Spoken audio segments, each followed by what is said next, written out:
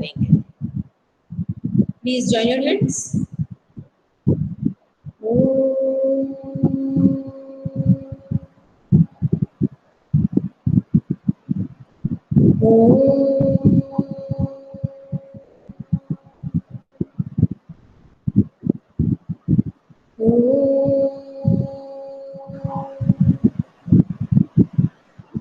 साई राम,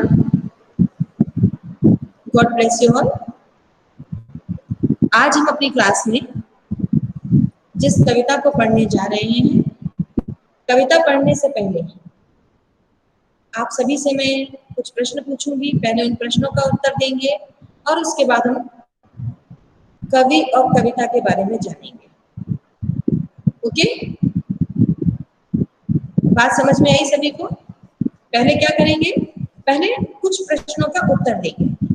अच्छा, सबसे मेरा पहला प्रश्न वहां से हम स्टार्ट करेंगे जहां से हमें आवाजें बहुत कम आती हैं। दीपांशी है क्या क्लास में? नहीं है शायद। Deepanshi, are you in the class? Okay, कोई उत्तर नहीं आया अभी दीपांशी की ओर से। I am writing the names. आज से हम उन बच्चों के नाम लिखेंगे जिनका रिस्पॉन्स हम तक नहीं पहुंचेगा। और Pranjal, are you in the class? Pranjal Paliwal? Yes ma'am. Okay Pranjal, video अपना कैमरा ऑन कीजिए। प्रांजल, जब आप मेरे से बात करेंगे तो कैमरा ऑन करेंगे प्लीज।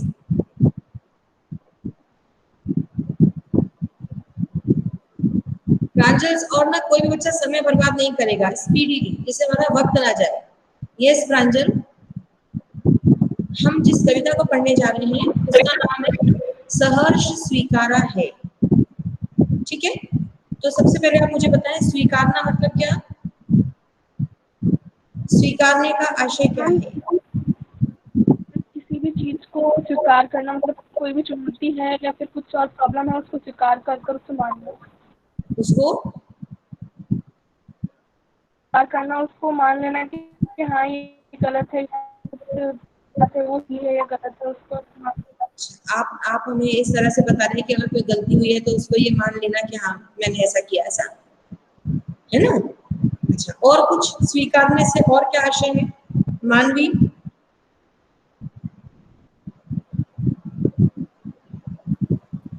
मैम स्वीकारना मतलब एक तरीके से मानना या अपनाना।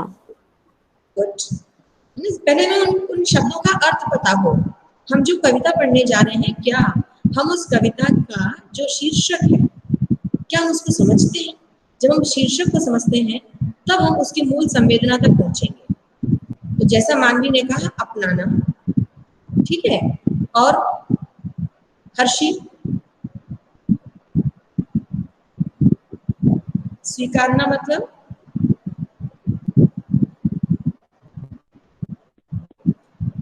कैमरा ऑन, बार बार हर एक से ना कहना पड़े। मानवी ने कैमरा ऑन नहीं किया था। मैम यहाँ कवि कह रहे हैं कि सहर्ष स्वीकारा है, अर्थात जिंदगी में हमें जो कुछ भी मिलता है अच्छा या बुरा, उसी तरह कवि को भी कई चीजें अच्छी या बुरी मिली तो उन्होंने हर चीज को सहर्ष खुशी खुशी स्वीकारा है, जिसके साथ उन्हें अपना जीवन व्यतीत करना है। हर्षी ने एक कदम और आगे बढ़ के बता दिया। हर्षी ने कहा कि केवल स्वीकारा नहीं है, सहर्ष स्वीकारा है। दूसरे बिंदु पर मैं इस विषय पर आ रही थी कि एक हुआ स्वीकारना यानी अपनाना, दूसरा हुआ सहर्ष स्वीकारना, प्रसन्नता के साथ अपनाना। तो क्या, अगला प्रश्न भूमिका आपसे। पहले आप आए, माइक को अनम्यूट करें, आप दिखाई दे, फिर मैं आपसे प्रश्न पूछूंगा।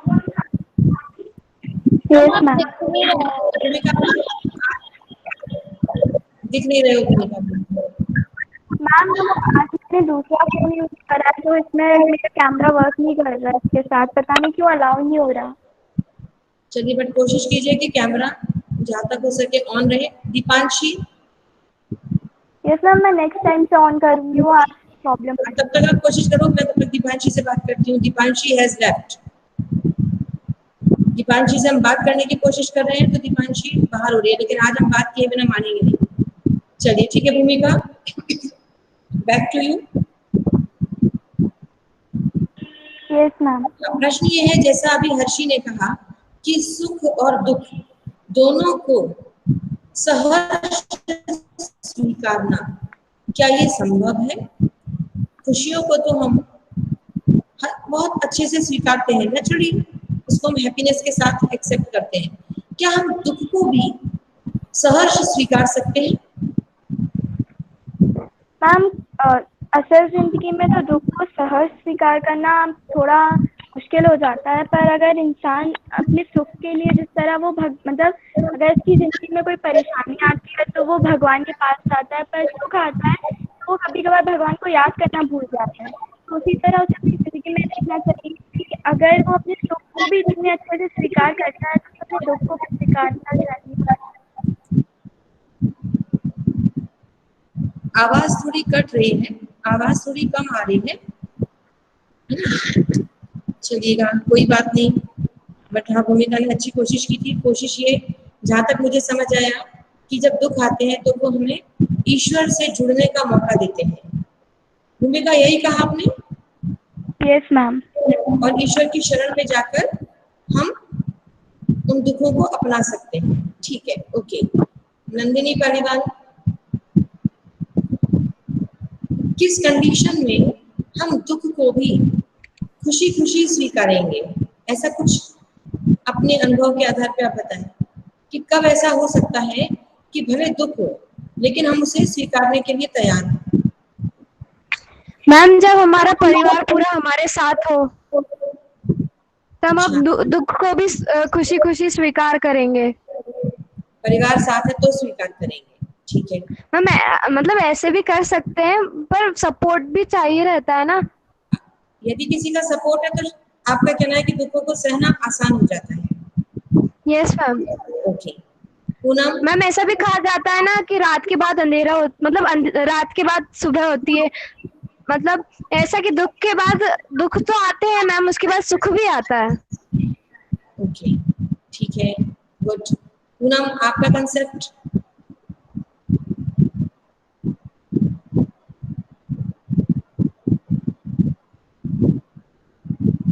ओके पूनम हैज लेफ्ट, कोई बात नहीं। मंजुल बताओ इन शॉर्ट। थोड़ा अलग है, जैसा नंदिनी बोला थोड़ा सा अलग है, वैसे सेम ही है। जैसे कि मैम सुख आते हैं तो सबको अच्छा लगता है, सब अच्छे से अपनाते हैं, मजे करते हैं। मगर जब दुख आता है तो इंसान एक तरह से टूट जाता है, और ऐसे समय पे सबसे ज़्यादा जो उसके काम आता है वो उसका आत्मविश्वास होता है। अगर अंदर आत्मविश्वास है तो फिर इंसान कुछ भी कर सकता है। आवाज कम आ रही है बेटा, आवाज बहुत कम आ रही है। पर ये है ना कि आत्मविश्वास टूट जाता है तो फैमिली ही आती है, क्योंकि मेरे साथ हो चुका, मुझे पता है कि अगर अपन मतलब ऐसे टूट जाते तो फैमिली ही साथ देती है। मेरे साथ भी हुआ तब मैंने आत्मविश्वास बोला है, एक्सपीरियंस मेरा भी है। हाँ तो मेरा भी एक्सपीरियंस है। चलो अच्छा ठीक है, ओके गुड। अब हम आते हैं अपने विषय पर, ध्यान से सुनिएगा।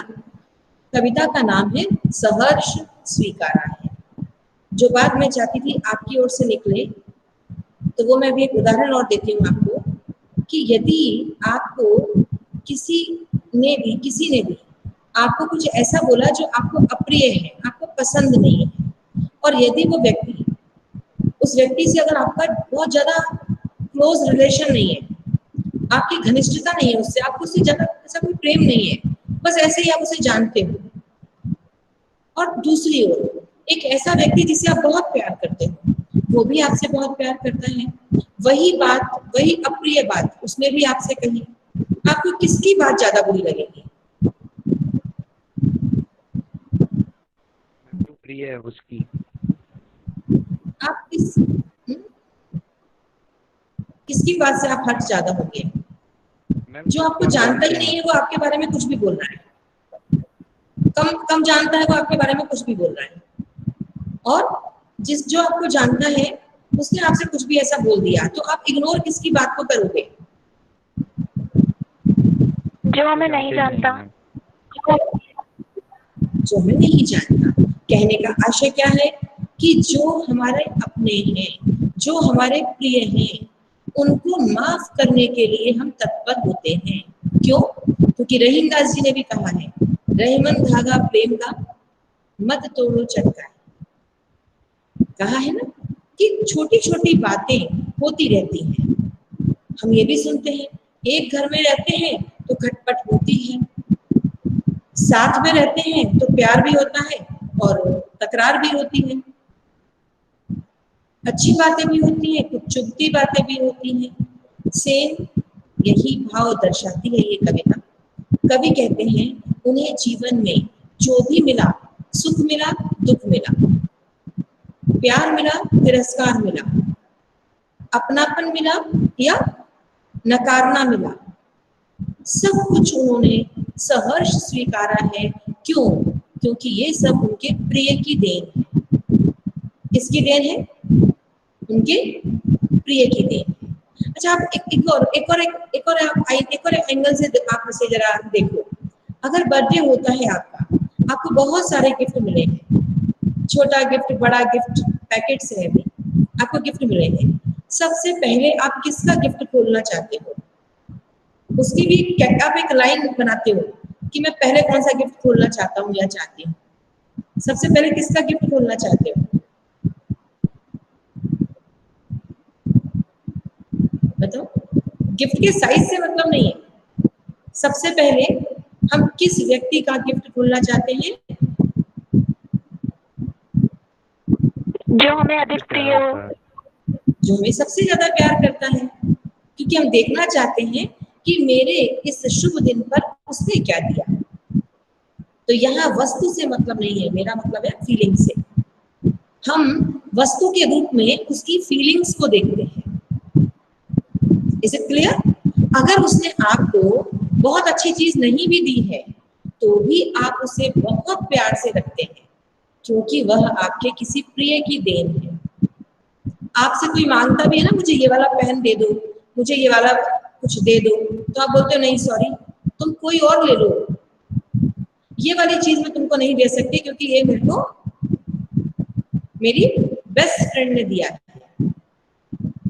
आप फ्रेंडशिप बैंड कुछ भी ले लो, कहीं से भी एग्जांपल उठा लो, आप उस चीज को, उस वस्तु को अपने आप से दूर नहीं करना चाहते जो आपके प्रिय की दी हुई है, चाहे वो बहुत स्पेशल है या नॉर्मल है।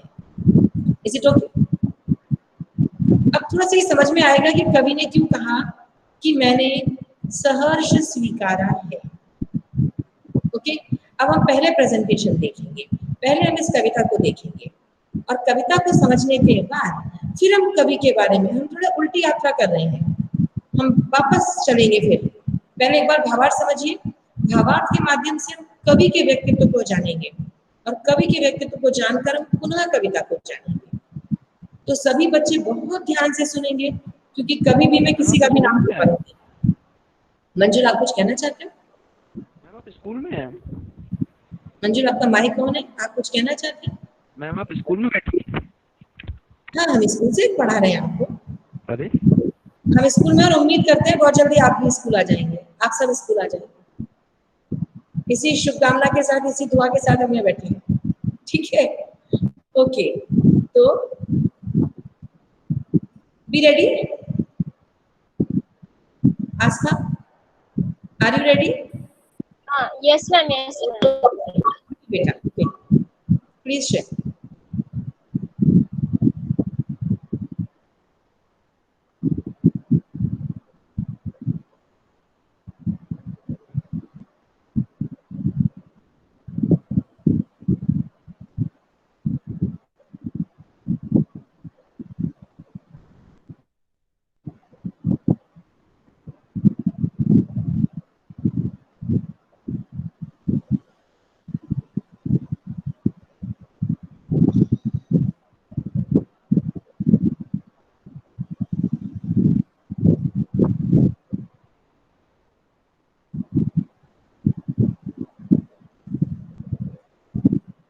पढ़ के भी सुना सकते हैं, आज तक पढ़ भी सकते हैं आप। चलिए देखते हैं, वॉल्यूम देखते हैं, पहले आवाज देखते हैं।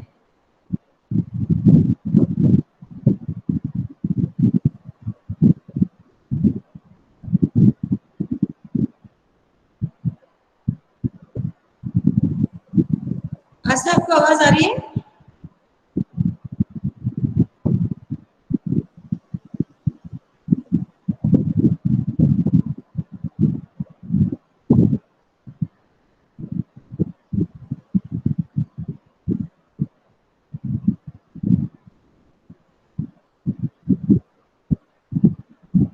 आस्था, यस मैम। नहीं हो पा रहा क्या प्रेजेंटेशन? तो हम एनी प्रॉब्लम? मैम वीडियो, हाँ, आपने वीडियो ऑन नहीं किया था, स्क्रीन शेयर हो गया था, but you didn't start. Ma'am मैं एक और बार ट्राई करूँगा। Okay, please try.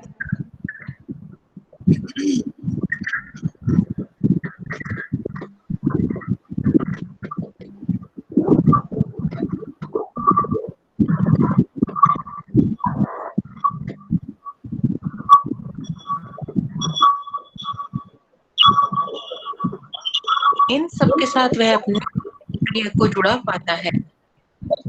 वह अपने जीवन के प्रत्येक पक्ष पर प्रिय का प्रभाव और अपने व्यक्तित्व को भी उसकी देन मानता है। कवि का जीवन प्रेयसी की संवेदनाओं से जुड़ा हुआ है। उसके हृदय में बहने वाली भाव सरिता का प्रभाव, अभावों में उसका अपना आत्मसम्मान बनाए रखने की हिम्मत और उसकी वैचारिक शक्ति, व्यक्तित्व की दृढ़ता आदि में जो नयापन है, मौलिकता है, उस सब का कारण वह अपनी उस प्रिया को या प्रेयसी को, जो भी उसकी प्रेरणा है, उसको मानता है। कवि को उसके अतिशय स्नेह से अपना भविष्य अंधकारमय प्रतीत होता है और उसे लगता है कि प्रिय के प्रेम में उसकी आत्मा दुर्बल होती जा रही है। उसे ग्लानि का अनुभव होता है और वह पाताली अंधेरी गुफाओं में जाने का दंड भुगतना चाहता है। और ये अंधेरा प्रिय को भूल जाने का अंधेरा है, उसकी विस्मृति का अंधेरा है। वह जानता है कि यहाँ की उन अंधेरों में भी उसकी प्रिया उसके साथ यादों के रूप में सहारा देगी। अब आपको यह बात यहाँ पर स्टॉप कीजिए, आस्था थोड़ी देर स्टॉप कीजिए। Yes ma'am. बस पॉज कीजिए, अभी स्टॉप प्रेजेंटेशन ही बस पॉज करना है। ओके, सभी को यहाँ तक बात समझ आई क्या? बेटा स्टॉप नहीं करना, स्क्रीन रहने दो। हाँ, यहाँ तक सभी को समझ आया? इसको हम आगे बढ़ाएंगे। बस यहाँ तक बात समझ आई नहीं या नहीं आई, ये पूछना था मुझे। Poonam, is it clear to is it clear to you? बेटा आप लोगों की ओर से मुझे अभी हाँ की आवाज नहीं आई। Harshi, Poonam, yes ma'am. Okay, समझ आ रहा है ना बेटा? आवाज क्लियर आ रही है? यस मैम, यस मैम आ रही है। Okay okay, please Asha please continue. Yes ma'am. हाँ, जो कुछ बता रहा है अपनी प्रिया के बारे में, वह एक प्रेरणा की तरह हमें लग रही है, परंतु यह प्रेरणा है कौन, इसका संबंध क्या है कवि से, यह कवि ने कहीं भी नहीं बताया है, उसे छुपा के रखा है। तो हम इस बात को नहीं जानते कि जो भी बात उससे संबोधित करके की गई है, वह संबोध कौन है या प्रेरणा कौन है। और हम सभी मान सकते हैं कि इतना अधिक प्रेम करने वाली या तो माँ हो सकती है, या प्रेमिका, या पत्नी, तो इनमें से कोई एक हो सकता है। पाठ शुरू करते हैं। पाठ का जैसे शीर्षक है सहर्ष स्वीकार है, है और हर्ष इसमें मूल शब्द है, मतलब हर्ष के साथ, खुशी के साथ स्वीकार किया है। क्या स्वीकार किया है, अब हम इसमें कविता में पढ़ेंगे। तो संदर्भ आप जानते ही हैं, प्रसंग में बता देती हूँ कि इन पंक्तियों में कवि ने बताया है कि उसके प्रिय का प्यार जीवन में सब कुछ सहने की शक्ति प्रदान करता है। तो कवि कहते हैं जिंदगी में जो कुछ भी है, जो भी है सहर्ष स्वीकारा है, इसलिए कि जो कुछ भी मेरे लिए तुम्हें प्यारा है।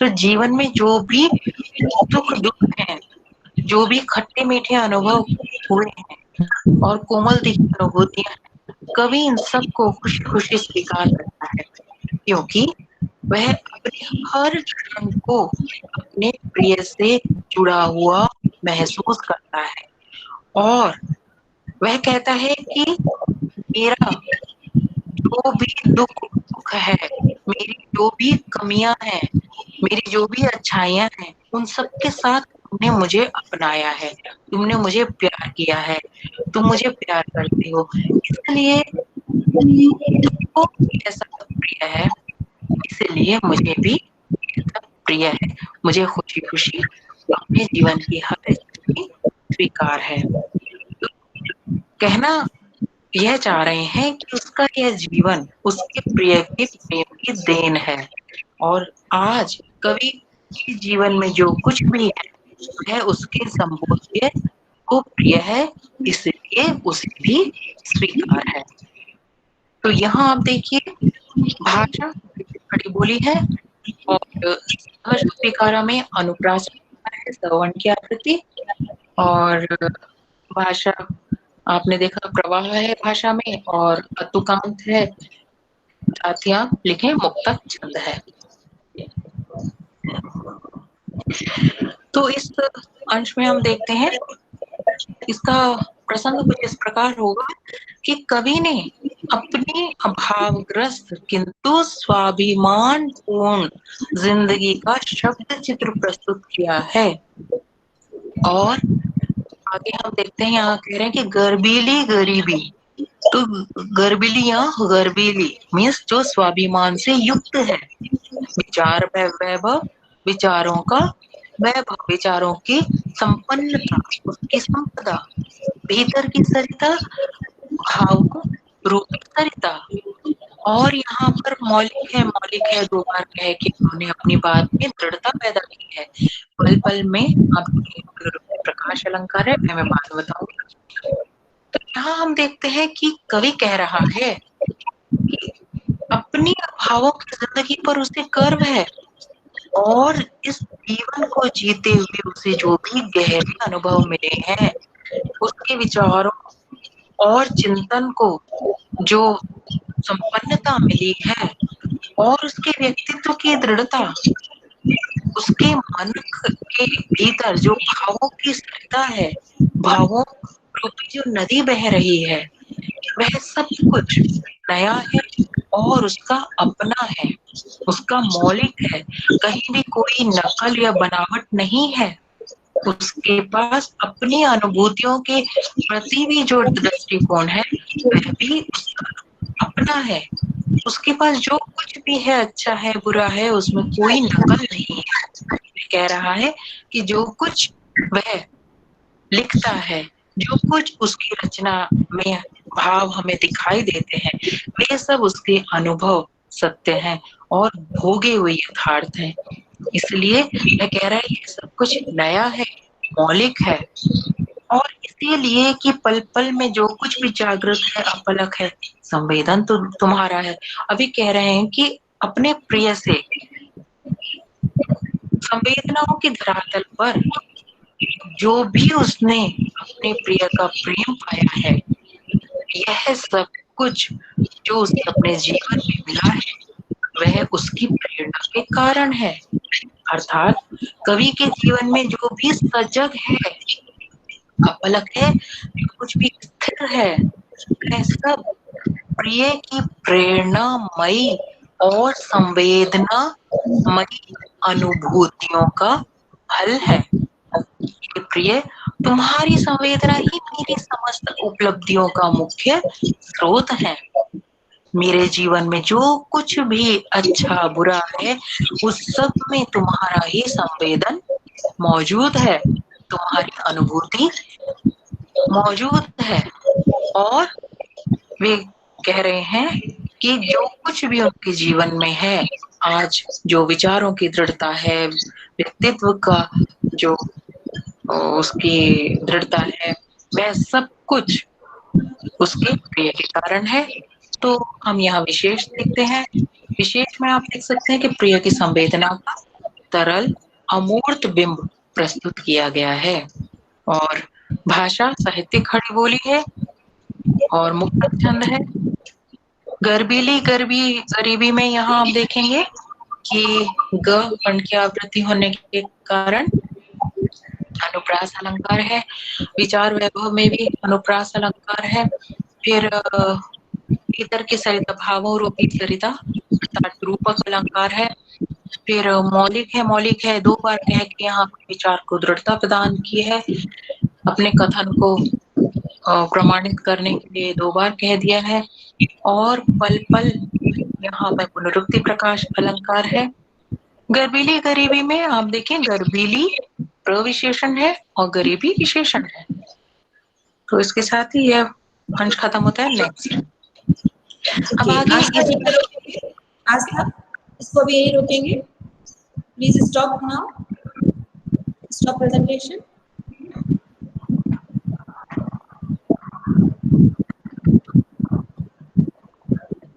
Okay, stop it. एंड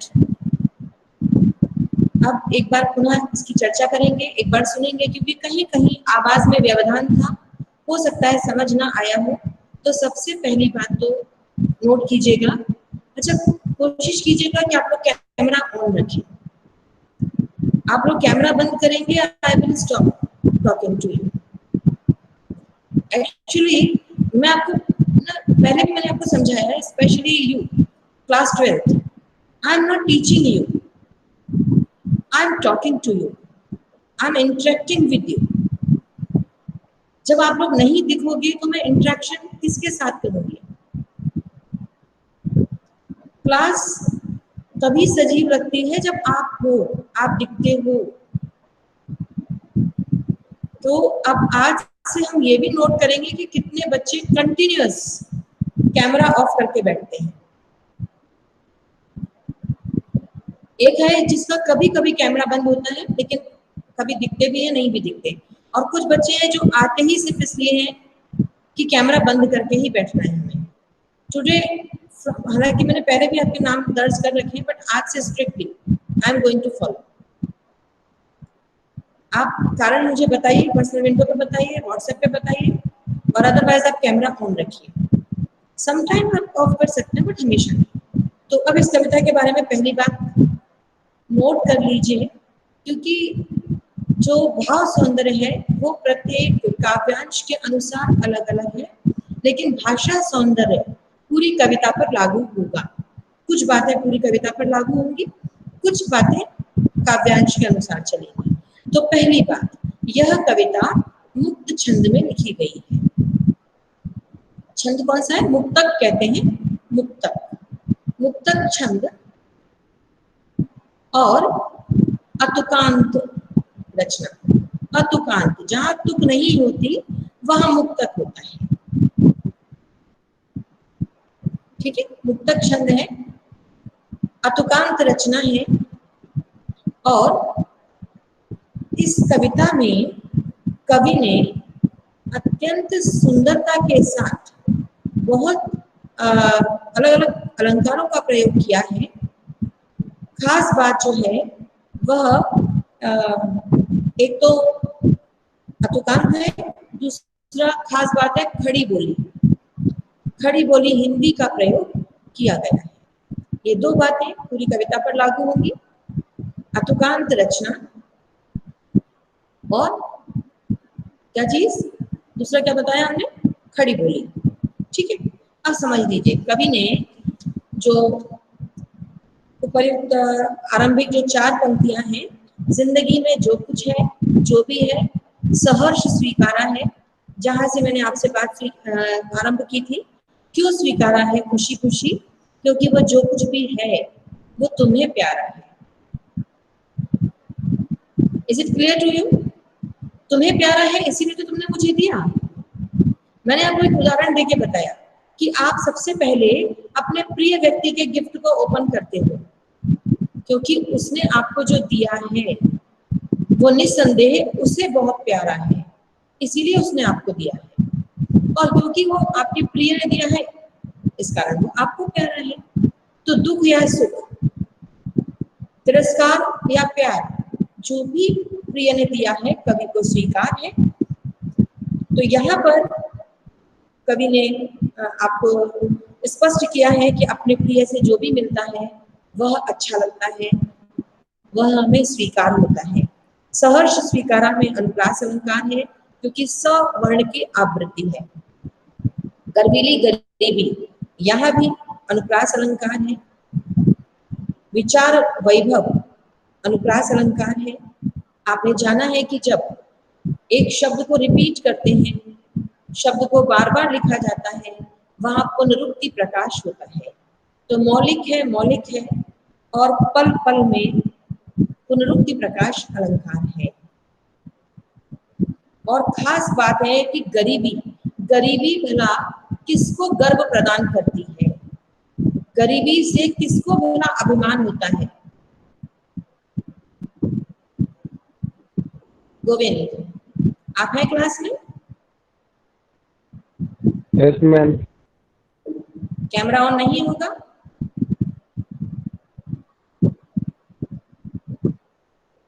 आप बताओ, कैमरा ऑन हो सकता है, हम क्यों ऑफ करके बैठते हैं?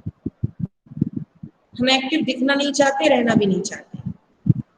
बताएं गोविंद, गरीबी को गर्वीली क्यों कहा है, घमंड से भरी हुई क्यों कहा है? प्रेजेंटेशन अभी आपने देख लिया, इस काव्यांश का आपने सुन लिया। कवि ने अपनी गरीबी को गर्वीली क्यों कहा है?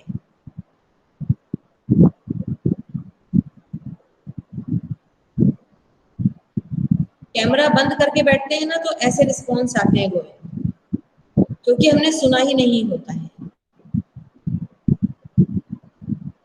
इसीलिए आज हमने नाम लिख लिया है। आगे से अगर आप कैमरा बंद करके बैठेंगे तो यहीं से आपके नंबर मिलना और नंबर कटना शुरू हो जाएंगे। आप ये मान के चलिए ये आपका ओरल असेसमेंट है। मानवी,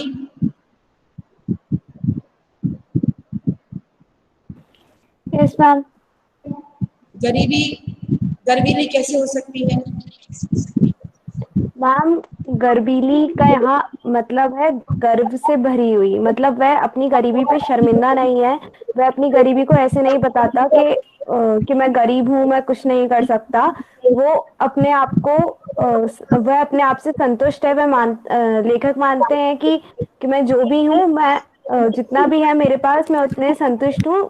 वो अपनी गरीबी पर शर्मिंदा नहीं करते। इसकी वजह से वह ऐसा कहते हैं कि गर्वीली गरीबी मतलब गर्व से भरी हुई गरीबी।